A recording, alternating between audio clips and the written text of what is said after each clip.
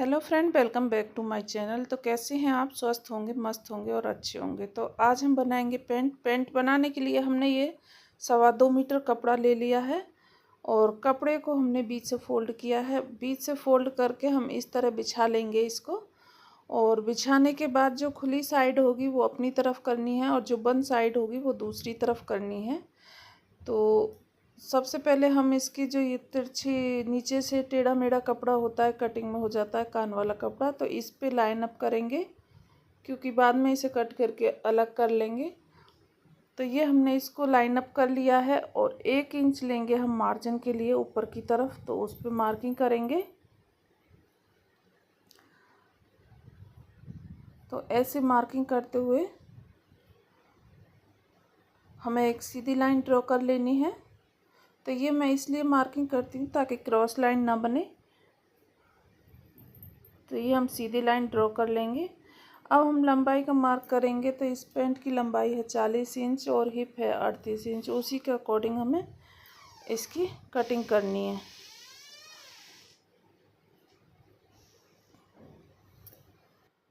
जितनी हमारी लंबाई है उसमें से हम 1.5 इंच बेल्ट के लिए निकाल देंगे और फिर मार्क करेंगे। तो ऐसे ही हमें 2 से 3 मार्क कर लेने हैं। और अब एक सीधी लाइन ड्रॉ करेंगे। तो ये हमने सीधी लाइन ड्रॉ कर ली है। सीधी लाइन ड्रॉ करने के बाद जितनी हमारी हिप है उसका चौथाई भाग लेंगे। तो हिप है 38 इंच, तो उसका 9.5 आएगा, तो हम 9.5 पे मार्क करेंगे। और उसके बाद 2 इंच और एक्स्ट्रा लेंगे हम। तो ये हमारा 11.5 हो जाएगा। तो ऐसे ही हमें नीचे की तरफ 11.5 पे ही मार्क करना है।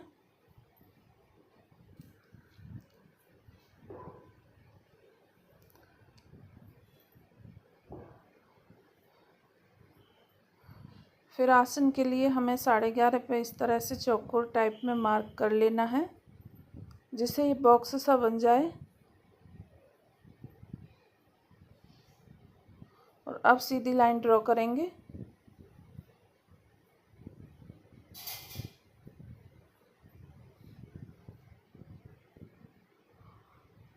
और एक मार्किंग आगे की तरफ कर लेंगे। तो ये 2.5 इंच हम मार्किंग करेंगे क्रोच एरिया का राउंड शेप देने के लिए। अगर आपकी हैवी साइज पेंट है तो उसमें आप 3 इंच बढ़ा के लें, क्योंकि क्रोच एरिया का अगर वो कम रह जाता है तो फिर वहाँ से पेंट खींचने लगती है। और तो यहाँ से हमें सेंटर मार्क निकालना है। ऐसे फोल्ड कर लेंगे इंच टेप को। तो ये हमारा 7 इंच बेड पे बैठा है, तो नीचे की तरफ भी हमें 7 इंच पे मार्किंग कर लेनी है और एक सीधी लाइन ड्रॉ कर लेंगे।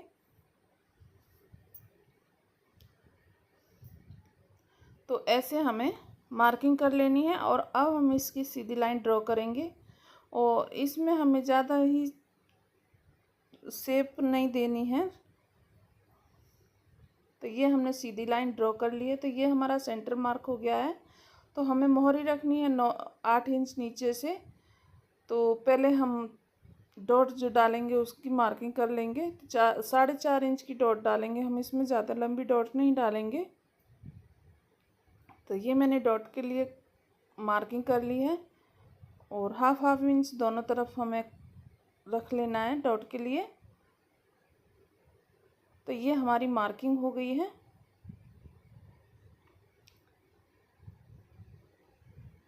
तो ये मैं डार्क करे दे रही हूँ। और अब मैं मोहरी की मार्किंग करूँगी। तो मोहरी को मैं 4.5 इंच लूँगी, 4.5 इंच दोनों तरफ से। तो 9 इंच रखूँगी मैं, क्योंकि ज़्यादा मुझे वो नहीं रखनी है, लूज ही रखनी है। तो ऐसे हमें मार्किंग कर लेनी है दोनों तरफ।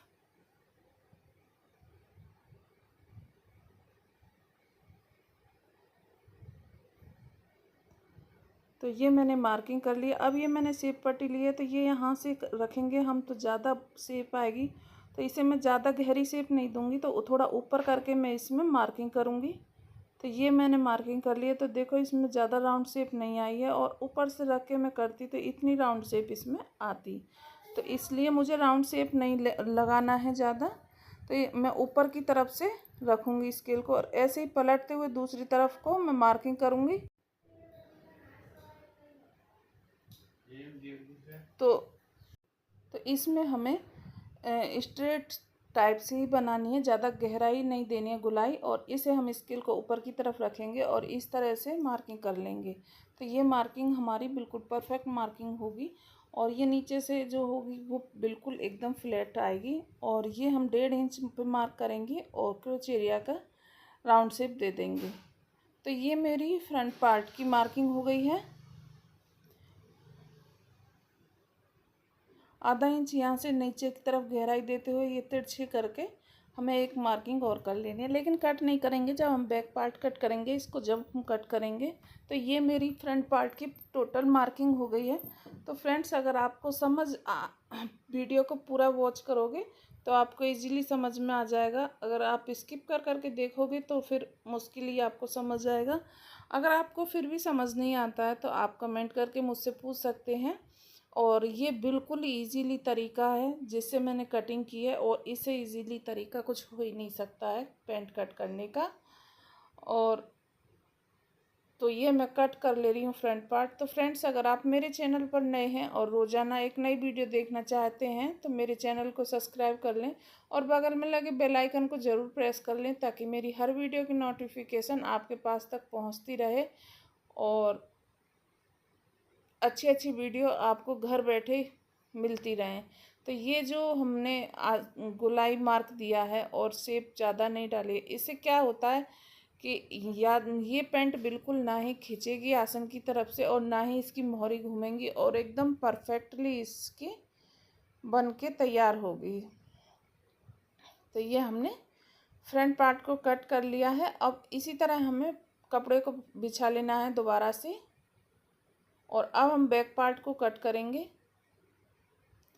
तो ये हमने कपड़े को बिछा लिया है जैसे हमने पहले बिछाया था, खुली तरफ अपनी तरफ रख के, और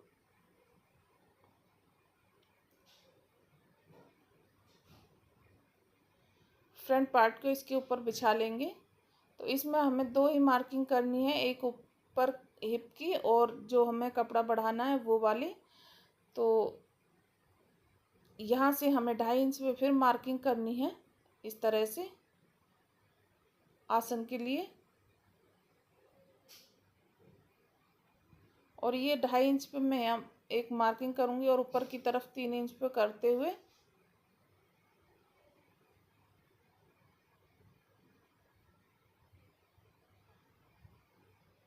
तो ऐसे रख के स्केल को और 3 इंच में ऊपर की तरफ रख करूँगी मार्किंग, और फिर एक सीधी लाइन ड्रॉ करूँगी।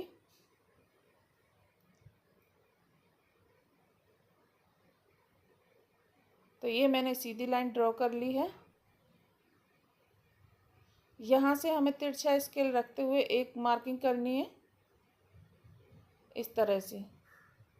तो इससे क्या है, हमारे बैठने उठने में आसन में खिंचाव नहीं आएगा और बहुत कंफर्टेबल बनेगी ये।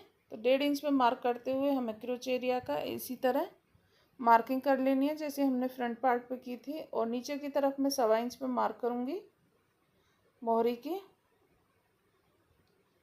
और जिस तरह से मैंने स्केल रखा था पहले फ्रंट पार्ट में, उसी तरह से मुझे स्केल रख के इसकी मार्किंग कर लेनी है। गहराई ज़्यादा नहीं देनी है, इस तरह से।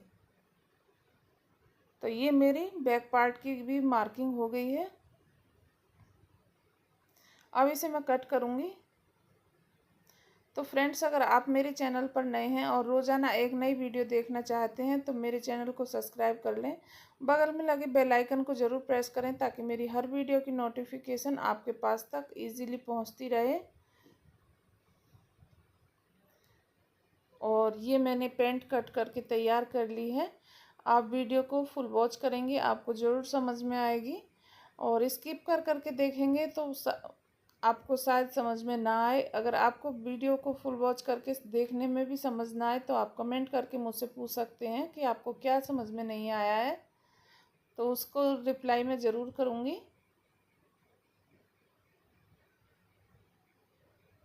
और बिल्कुल इजी और सिंपल मेथड से मैंने कटिंग की है। जो कि हर कोई इसको अच्छे से समझ भी जाएगा। इसमें कोई भी मैंने ज़्यादा वो नहीं तामझाम नहीं बताए हैं। तो इधर की साइड हमें दोनों पार्टों की कटिंग कर लेनी है, जो हमने मार्किंग कर रखी थी एक साथ। तो इससे क्या होता है, आगे पीछे नहीं होते हैं छोटे बड़े, और बिल्कुल इजीली बहुत अच्छे से कटिंग हो जाती है। तो जितनी अच्छी कटिंग होगी उतनी अच्छी इसकी स्टिचिंग होती है। तो ये जो मैंने कटिंग की है, इससे ना ही तो मोहरी घूमेगी, ना ही आसन में खिंचाव आएगा, और बिल्कुल एकदम कंफर्टेबल पैंट बनकर तैयार होगी। तो ये हमारी हो गई है कटिंग इसकी। और अब हम करेंगे जेब की कटिंग, क्योंकि इसमें जेब लगानी है।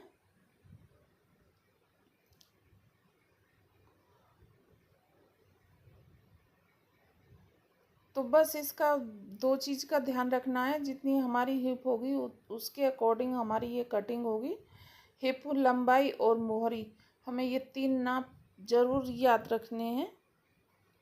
तो ये हमारी पैंट बिल्कुल कट गई है कि रेडी हो गई है। तो ये हमने एक्स्ट्रा कपड़ा लिया है, तो इसमें हम 14 इंच पे की लंबाई कट करेंगे। और मुझे थोड़ी जेब चौड़ी रखनी है, तो मैं 6.5 की जगह 7 इंच पे मार्क करूँगी इस तरह से। और इस एक्स्ट्रा कपड़े को अलग कट करूँगी।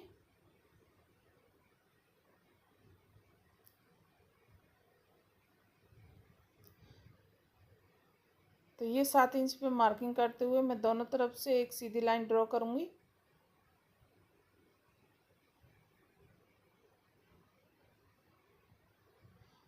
और ये सीधी लाइन ड्रॉ करने के बाद 1.5 इंच की पे मार्क करके मैं गुलाई दे दूँगी इस तरह से। तो ये हमने गुलाई दे दी है। अब हम इसको कट कर लेंगे। तो ये हमारी जेब कट हो गई है, और पैंट कट हो करके हमारी रेडी हो गई है, जेब भी और पैंट भी। तो फ्रेंड्स, आपको वीडियो कैसी लगी कमेंट बॉक्स में ज़रूर बताएं। अगर वीडियो अच्छी लगी हो तो वीडियो को लाइक करें, शेयर करें, और चैनल को ज़्यादा से ज़्यादा सब्सक्राइब करें, क्योंकि अगर आपका हमें इसी सपोर्ट मिलेगा तभी तो हम अच्छी अच्छी वीडियो लाएंगे। और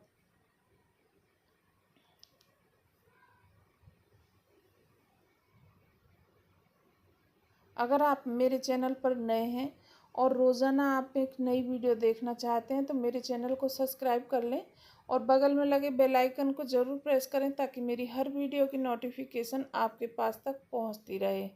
तो ये मैंने पैंट कटिंग के बहुत सारे तरीके अपने चैनल पर अपलोड किए हैं, आप देख सकते हैं, और अपनी पैंट की कटिंग कर सकते हैं घर बैठे आसान।